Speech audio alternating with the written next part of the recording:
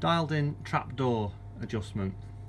So this is supposed to be bent over to stop this relay plate moving up so much, because it gets out of range, which means it's further away than the coil can pull it in, so it doesn't drop the trapdoor. So we need to get some pliers and we need to bend it carefully, shaping it. If you can look at any Williams game, a lot of them use this same trapdoor mechanism, and you can see there it's bent over, so you need to have it so that the top is touching the top of the relay plate so that it can't go too far.